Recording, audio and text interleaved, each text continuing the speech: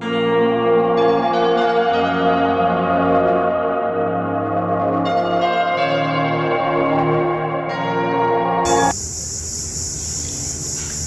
palabra sígueme aparece 90 veces en el Nuevo Testamento, de forma preferencial en los 4 evangelios, lo cual nos indica lo importante, lo fundamental que es el seguimiento de Jesús. Textualmente dijo Jesús: el que quiera ser mi discípulo, que se niegue a sí mismo, tome su cruz y me siga.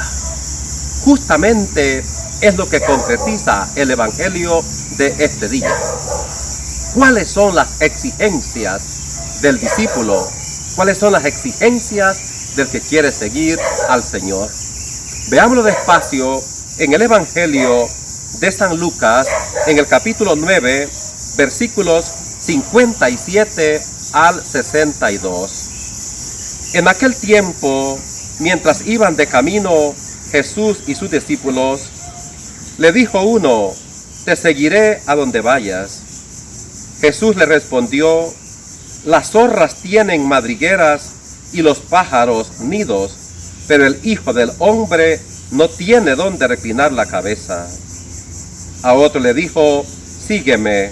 Él le respondió: déjame primero ir a enterrar a mi padre.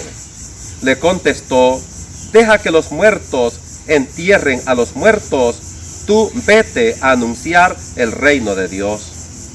Otro le dijo: te seguiré, Señor, pero déjame primero despedirme de mi familia.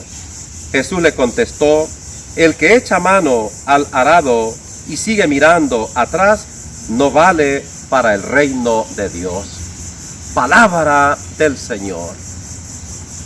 Nos encontramos con 3 candidatos para el seguimiento del Señor. Uno, libre y voluntariamente, dice: te seguiré, Señor. Pero este era un escriba y por tanto un doctor de la ley, un experto en liderazgo, alguien muy formado, y entonces lo que busca en el fondo es poder. Y entonces Jesús le dice: papito, las zorras tienen sus madrigueras, los pájaros sus nidos, pero el Hijo del Hombre no tiene dónde reclinar la cabeza. Es decir, te necesito completamente libre, sin ansias y sin deseos de ninguna clase de poder. A otro, el Señor le dice: sígueme. Y este le pone un pretexto muy noble, un pretexto según la ley, un pretexto ético, un pretexto moral. Déjame primero ir a enterrar a mi padre.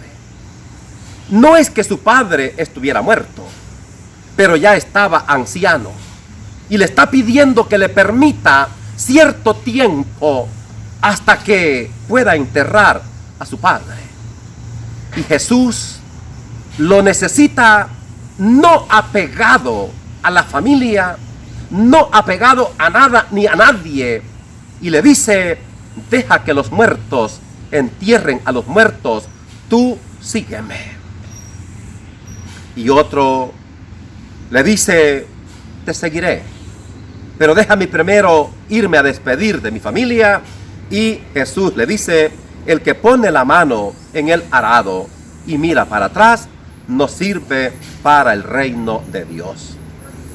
En otras palabras, hermanos y hermanas, Jesús necesita de sus seguidores, en primer lugar, dejar su pasado.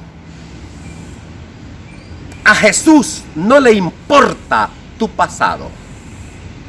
No le importó el pasado de Mateo, cobrador de impuestos, y que todo el mundo le llamaba corrupto, ladrón. No le importó el pasado de la mujer samaritana que había tenido 6 maridos. No le importó el pasado de la mujer adúltera que había quebrantado la ley de Dios. No le importó el pasado de María Magdalena, prostituta.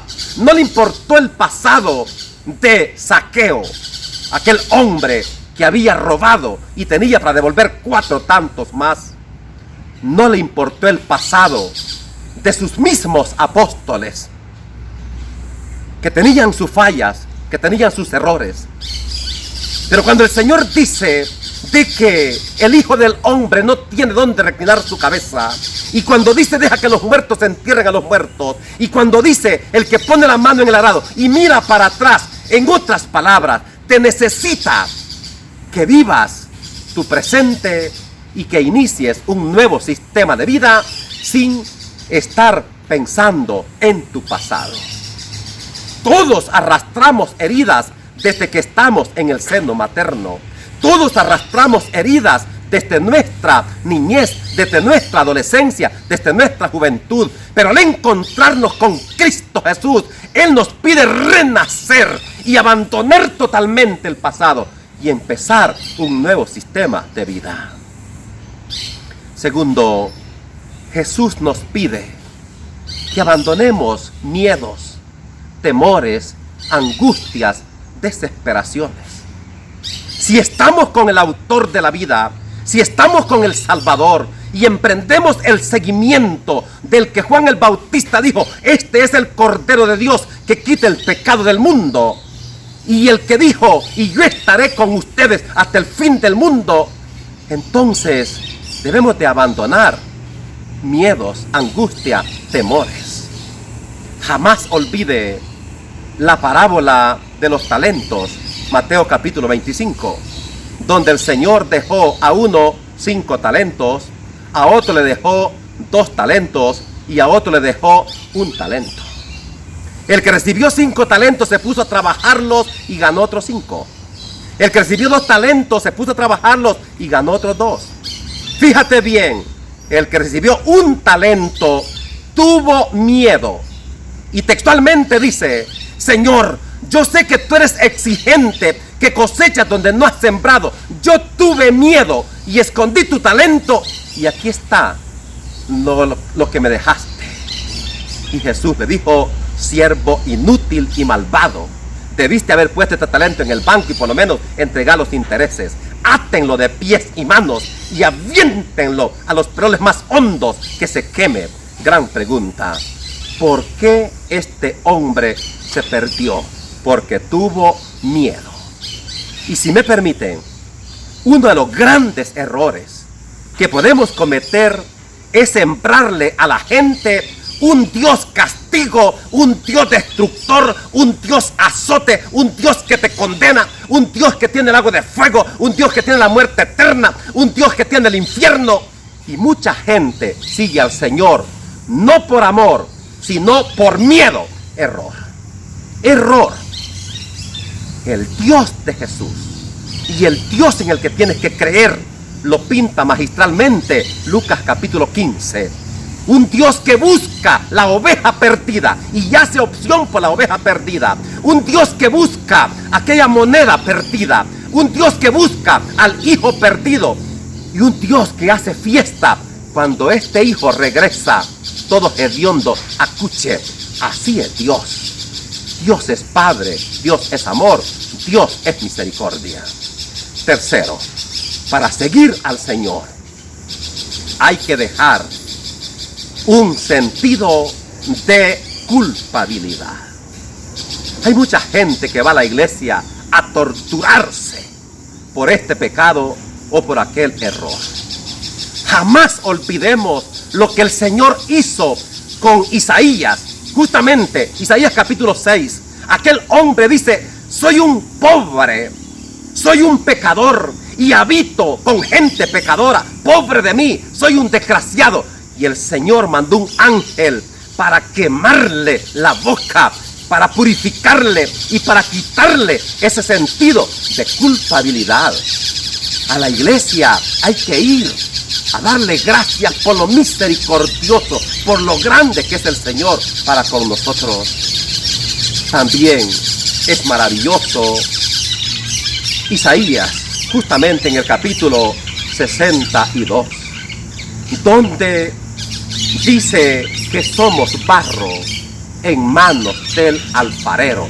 A esto hay que ir a la iglesia, a ponernos en sus manos y que Él haga de nosotros lo que Él quiera, como decimos en el Padre Nuestro: hágase tu voluntad en la tierra como en el cielo. Que la bendición de Dios Todopoderoso, Padre, Hijo y Espíritu Santo descienda sobre ustedes y permanezca para siempre. Amén.